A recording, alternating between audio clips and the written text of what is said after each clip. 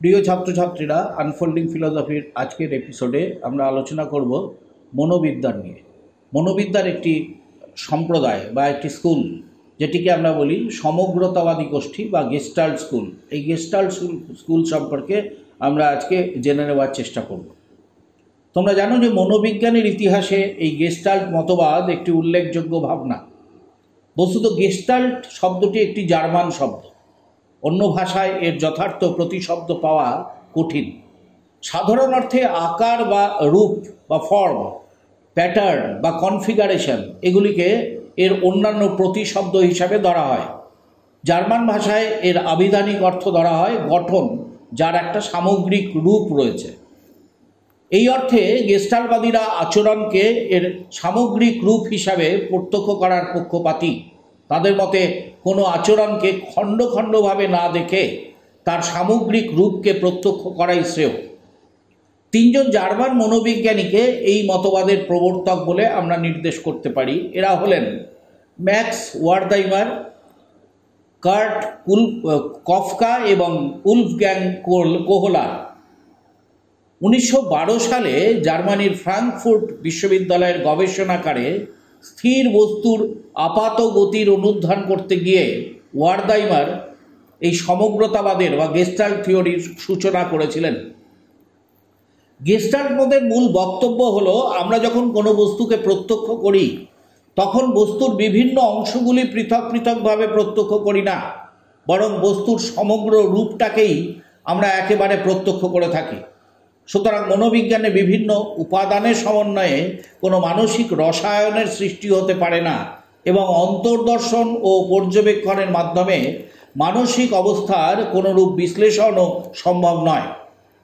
স্থির বস্তুর গতি প্রত্যক্ষের অনুধান করতে গিয়ে ওয়ার্দাইমার লক্ষ্য করেছিলেন যে একটি আলোকবিন্দু জ্বলার 200 মিলিসেকেন্ড পর আর একটি আলোকবিন্দু জ্বালানো হলে আলোকবিন্দু দুটি একটার পর একটা জ্বলতে দেখা যায়।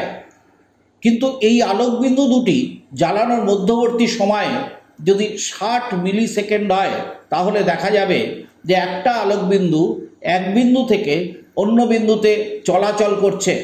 সুতরাং স্থির বস্তু আপাত গতি প্রত্যক্ষণে উদ্দীপক বস্তু দুটি উপস্থাপনের মধ্যবর্তী সময়ই প্রধান উপাদান হিসাবে কাজ করে থাকে।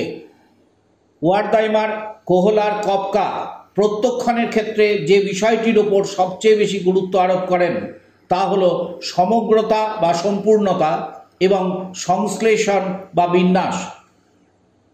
স্থির বস্তুর অনেকগুলি ছবি অভিক্ষেপণের মাধ্যমে তার যে গতি প্রত্যক্ষণ করা যায় তার ব্যাখ্যা করতে গিয়ে তারা সমগ্রতা ও সংশ্লেষণের এই ধারণা খুঁজে পান।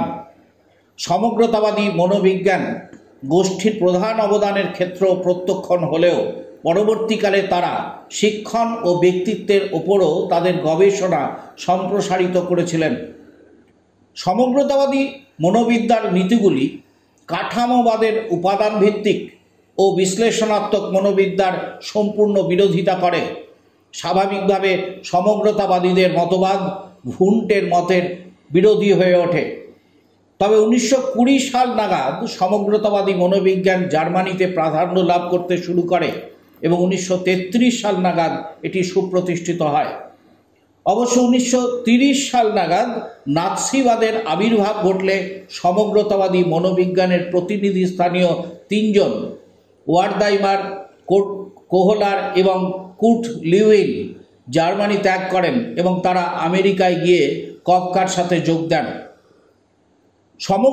সমগ্রতাবাদী মনোবিদ্যার স্বরূপ উপলব্ধির জন্য আমরা এর কতগুলি বিশেষ বৈশিষ্ট্যের উল্লেখ করতে পারি।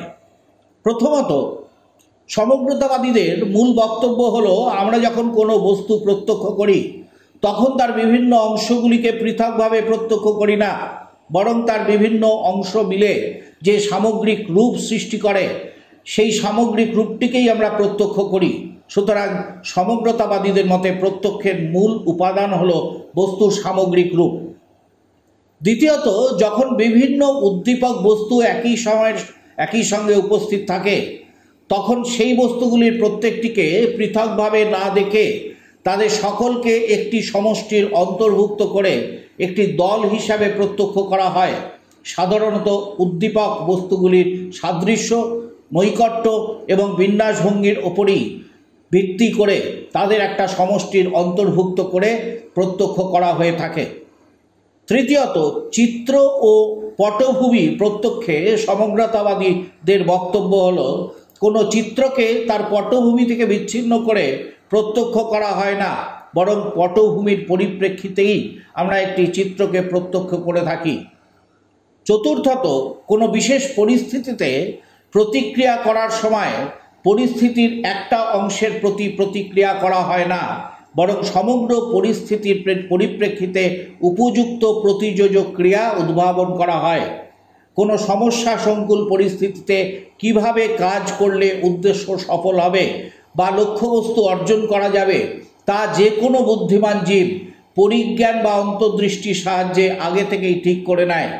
সমগ্রতাবাদীদের মতে প্রতিক্রিয়া করার আগে সমস্যা সংকুল পরিস্থিতি যে অবস্থায় থাকে এবং প্রতিক্রিয়া করার পর কিরূপ অবস্থা হবে, এই দুই অবস্থার মধ্যে যে ফাঁক থাকে, প্রতিক্রিয়া করার আগে মস্তিষ্কের ক্রিয়ার মাধ্যমে সেই ফাঁক পূরণ করা হয়ে থাকে।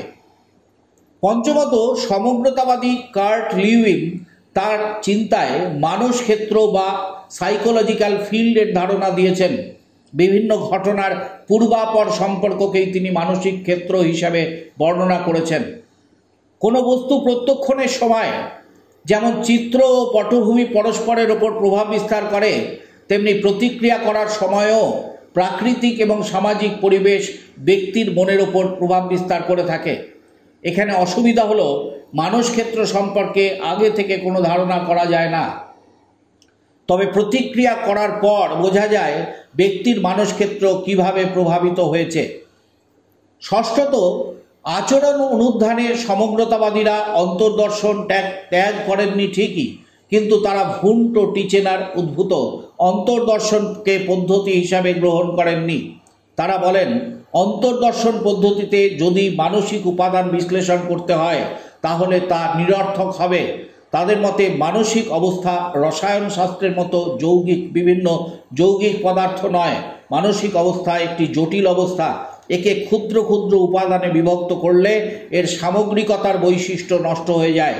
বিভিন্ন উপাদানের সমন্বিত অবস্থায় যে বিশেষ বৈশিষ্ট্যটি পাওয়া যায় তার খণ্ডিত উপাদানে সেটি উপস্থিত থাকে না। সুতরাং মানসিক অবস্থাকে ক্ষুদ্র ক্ষুদ্র উপাদানে বিভক্ত করলে এর সামগ্রিক গুণটি নষ্ট হয়ে যায়।